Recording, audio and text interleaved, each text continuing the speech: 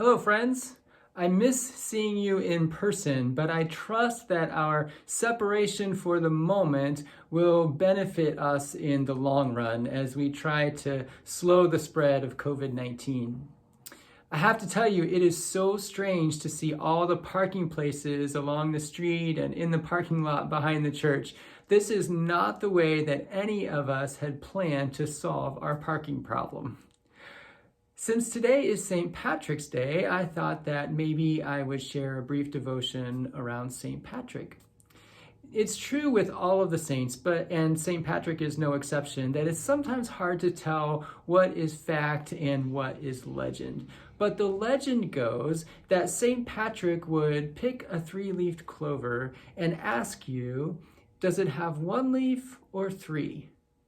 And the answer, of course, well, both. And so he would say, as it is with God, 3 in 1, 1 in 3, Father, Son, and Holy Spirit, the Blessed Trinity. Now, Patrick perceived God in nature, and I know many of us feel the same way. When we look at the trees or the sky or hear the birds singing, we experience the presence of God. That's also true for the biblical writers. For example, the Apostle Paul in the first chapter of Romans, verse 20, writes, "Ever since the creation of the world, God's eternal power and divine nature, invisible though they are, have been understood and seen through the things that he has made."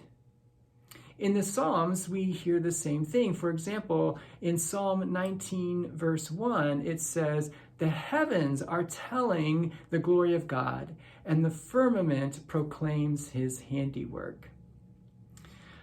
I think that one way to keep our sanity during this quarantine is to get outside once in a while, to get some fresh air and to enjoy the beauty of nature. And so whether you're walking around the block or to the end of the driveway and back, look up into the heavens, and whether the sky is gray or blue, whether it's clear or cloudy, know that the glory of God is above all and beyond all, including our present situation.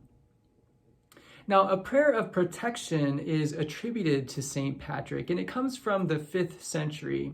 It's often called St. Patrick's breastplate. And Celtic monks used to use this prayer every day to begin their day.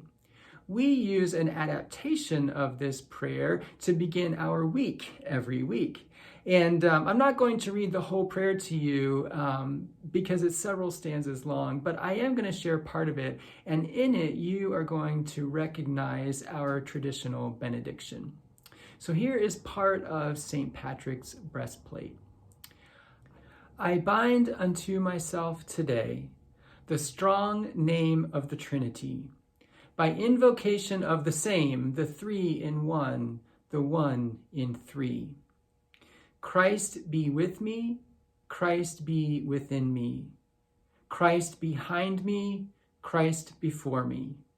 Christ beside me, Christ to win me. Christ to comfort and restore me.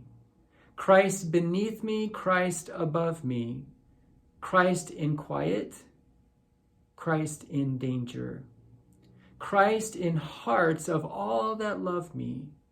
Christ in mouth of friend and stranger." Know that Christ is with you, my friends. You are not alone. Well, enjoy the rest of your day, and I'll see you again tomorrow.